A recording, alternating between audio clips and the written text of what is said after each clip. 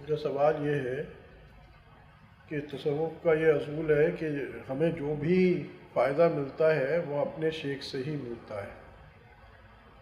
بالکل ٹھیک ہے، یعنی جو بھی ہمیں فائدہ چاہے کہیں بھی جائیں، ہمیں جو فائدہ ملتا ہے وہ ہمارے شیخ سے ہی ملتا ہے، یعنی ہمارا ڈسچارج پوائنٹ ہمارا شیخ ہی ہے، چاہے کسی مزار پہ جا کے عکس فیض کریں یا کسی اور بزرگ کی مجلس میں جائیں. اور سوال یہ ہے کہ اگر اپنے شیخ سے ہی ملتا ہے تو کیا ہمیں دوسرے بزرگوں کے مجالس میں جانا چاہیے، دوسرے بزرگوں کی کتابیں پڑھنا چاہیے کہ نہیں؟ اس میں جواب اس کا یہ ہے کہ یہاں شیخ سے پوچھنا چاہیے یہ بات کہ جی میں جاؤں یا نہ جاؤں. دو قسم کے یہاں اسکول آف تھاٹس ہیں شیوخ میں. جیسے ہمارے حضرت حکیم اختر صاحب رحمۃ اللہ علیہ، تو وہاں ان کے حلقے میں کہیں اور جانا بالکل ممانعت ہے. آپ دیکھیں گے ان کے حلقے والے کہیں اور کسی دوسرے حلقوں میں شاید وہ ناظر ہی نظر آئے. تو کچھ شیوخ کا یہ ہوتا ہے کہ بھائی آپ کسی اور شیخ کے اس میں مت جائیں، صرف ہمارے حلقے میں یا ہمارے خلفاء سے ہی اٹیچ رہیں. اور اس کی حکمت ہوتی ہے، یہ نہیں کہ ان کو کوئی پرسنل کوئی وہ ہوتا ہے کہ کوئی، اس کی حکمت یہ ہوتی ہے کہ مرید ہوتے ہیں کچے ذہن کے. اگر وہ کسی اور شیخ کے یہاں گیا اور پھر اس نے کہا یار یہ تو میرے شیخ سے بھی اونچا ہے، تو اس کا مرید کا اپنا روحانی ستیہ ناش ہو جائے گا. جیسے ہی وہ اس قسم کے خیالات آئیں گے وہ اپنا اس کا ستیہ ناش ہو جائے گا. تو اس واسطے جو کچے ذہن کے ہوتے ہیں تو اس واسطے بعض اوقات مشائخ منع کر دیتے ہیں کہ یہ آپ نے کہیں اور نہیں جانا. اب دوسرا مشائخ جیسے ہمارے حضرت ہیں مولانا شمس الرحمان عباسی رحمۃ اللہ علیہ، ان کا مزاج یہ کہ کہتے ہیں کہ جی علم تو مسلمان کی میراث ہے، جہاں سے ملے جاؤ. بس یہ نقطہ بہت ضروری ہے کہ مجھے جو فائدہ ہو رہا ہے وہ میرے شیخ کی وجہ سے ہو رہا ہے. ٹھیک ہے، بل گیٹس کتنا بھی امیر ہو، میں کھانا اپنے باپ کے گھر سے کھاتا ہوں.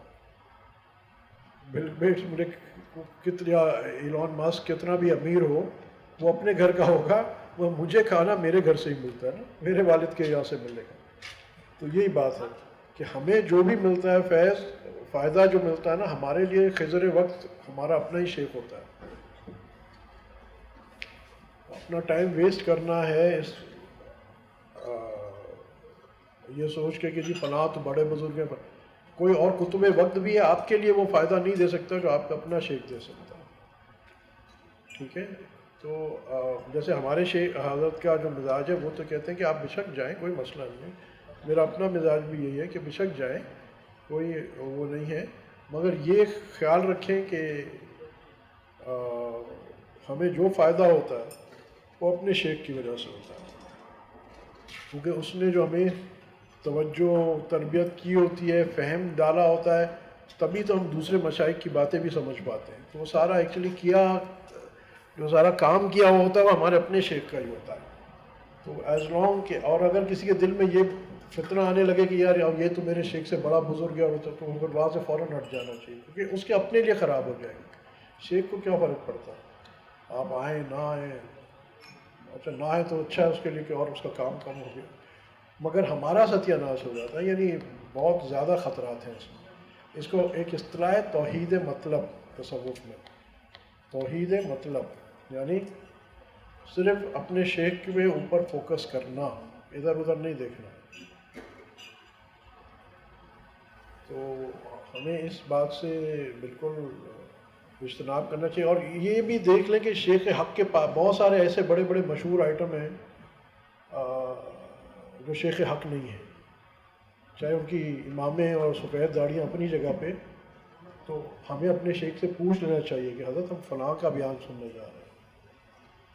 کچھ تو دیکھیں نا ماشاء اللہ جیسے اوتھینٹک لوگ ہیں، حضرت مفتی تقی عثمانی صاحب دامت برکاتہم عالی، حضرت ناصر الدین خاقانی صاحب دامت برکاتہم عالی، اور اس طرح اور جو ہمارے مشائخ اور علماء حق ہیں.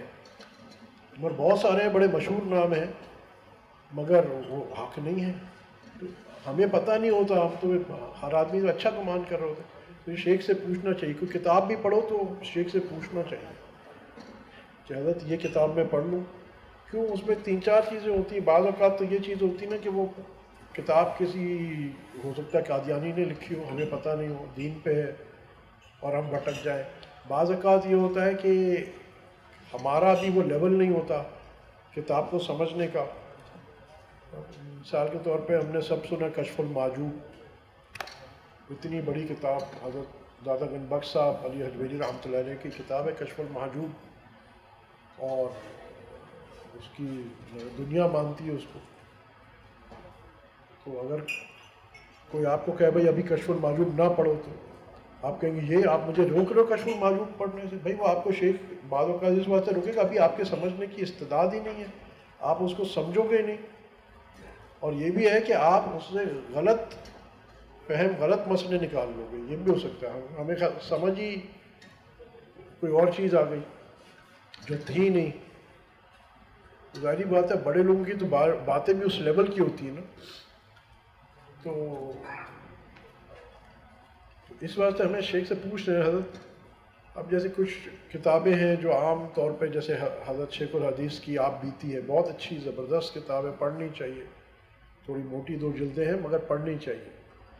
حضرت صوفی اقبال صاحب رحمۃ اللہ علیہ جو حضرت شیخ کے خلیفہ تھے، ان کے رسالے ہیں سکالت القلوب، ام الابراز، محبت، وہ سارے وہ ضرور پڑھنے چاہیے. حضرت شیخ الحدیث کی اور بھی کوئی کتاب ملے، شریعت اور طریقت میں تلازم، وہ پڑھے.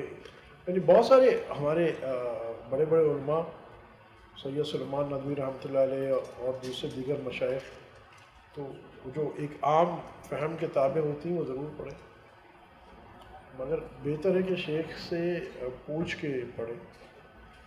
بعض اوقات وہ کتاب صحیح نہیں ہوتی، بعض اوقات کتاب تو صحیح ہوتی ہے، ہمارا وہ لیول نہیں ہوتا اور ہم میں وہ کہیں اور ہی نکل جاتے ہیں.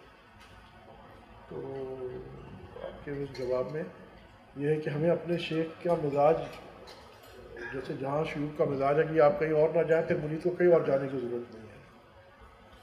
اور ہر آدمی اپنے شلقے کو بہتر پہچانتا ہے نا. اور ہمارے حضرت کا مزاج ہے کہ چلے جاؤ، مگر اب یہ تو میں نے کہہ دیا، مگر ایک اور بات میں بتاؤں، یہ بڑا میں نے آبزرو کیا، بعض جو کچے ذہن کے ہوتے ہیں نا، وہ جب جاتے ہیں تو ادھر ادھر فوراً ادھر بھی بیعت کر لو، ادھر بھی بیعت کر لو، وہ سارا اپنا ستیہ ناش کر کے واپس آ جاتے ہیں اور آخر میں دین سے محروم رہ جاتے ہیں. تو آدمی کو پہلے تو اپنا ذہن پکا کرنا چاہیے